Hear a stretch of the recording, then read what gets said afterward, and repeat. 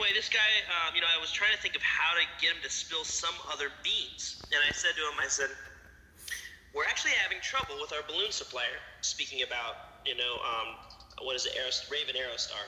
I said, I didn't mention the name, but I said, we're having trouble with our balloon supplier. You wouldn't happen to know who supplies your confidential client. I said, don't feel like I'm asking you about your confidential client. You don't have to tell me anything about them. But I'm curious, do you know who supplies them with their balloons? Because we need, a good balloon. And he literally, the line went dead for like 2 or 3 seconds, and he goes, I would tell you if I could, but suffice to say, there's tens of thousands of balloons above us right now. And then I said, oh, okay. And I said, that's really interesting. I said, thanks a lot. And he said, I really wish I could help you. I said, that's fine. Don't worry about it. Hopefully talk to you soon. Take care. Bye-bye. I got off the line. I was really curious. So I was like, I had never in my life heard that. That was just a bizarre thing. And I said, okay, this is so weird. I'm trying to launch a balloon, and this guy randomly tells me, hey, there are tens of thousands of balloons above you right now. And he was from where? I'm sorry. Yeah, type in, it's L-com, global community. If you go to lcom.com, it's lcom.com or lcom.com, and it's global connectivity.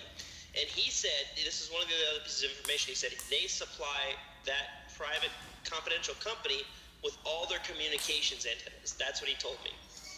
So all their communications antennas and parts, this company supplies to whoever's launching those balloons. So that just fascinated me. I was like, okay, this is incredible. So I also do work for a lieutenant colonel retired lieutenant colonel in the Air Force. He's still a military contractor. Really nice guy. He's been a good customer of mine. I help build basically research drones sometimes. If they want to try to break a record, that's kind of what I try to do, is I try to break records. And so I was talking to him, and he's working on the current SBIR, which I had never heard of a SBIR before, but I guess it's like some sort of request for basically a military contract, and he wants us to design a drone for one of these SBIRs.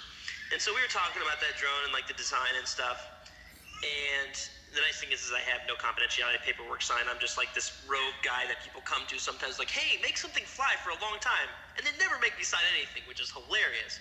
So I get to talk about that stuff. But anyway, he's like, I want you to make this drone, blah, blah, blah, and I'm talking to him about it. And so I try to switch gears really quickly with him. I'm like, hey, Kent. I said, hey, man, what do you know about tens of thousands of balloons above us right now? And I said, I know I'm changing gears on you, but I heard something about this from a guy the other day I was talking to that supplies antennas, and I just want to know if it's true and if you know anything about it. And Kent, he's always sounds real official. He's a really nice guy, but he always is very, well, yeah, I do. And I said, well, what can you tell me about it? And he says, well, what you can know is essentially there are tens of thousands of balloons above us in a global communications network, and they're all about 63,000 feet up. And he said they hover over cities at for about 3 months at a time using the tropopause, and they do monitoring, is what he said.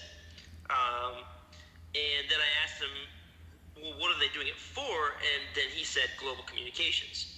So I don't know if they're just doing both monitoring and global communications, but why would they hover over cities if it was just for communication?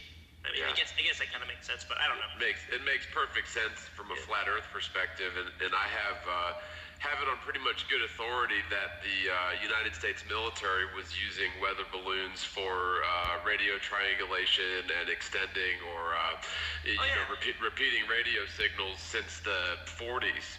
Well, yeah, and that's what's fascinating is he said, okay, this is what was really interesting. He said the reason I know about this is he said 3 months ago they put out an information bulletin to all the military contractors that were doing specialized drone work, saying that this private company put out a petition to release 150 to 200.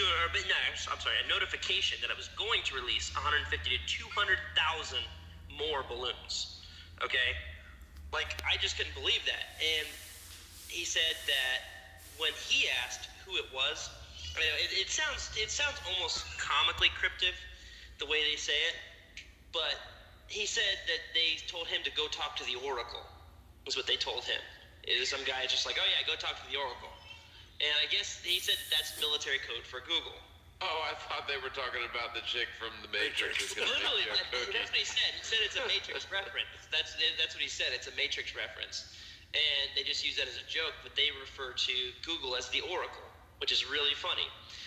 So I started looking it up, and then of course Project Loon comes up when you type in Google and balloons. But what's fascinating about that is it does confirm, 58,000 to 62,000 feet, and it says that it's owned by Company X, which is hilarious. I mean, either they named that just to screw with us, or that it's something they're actually trying to hide, which is really funny.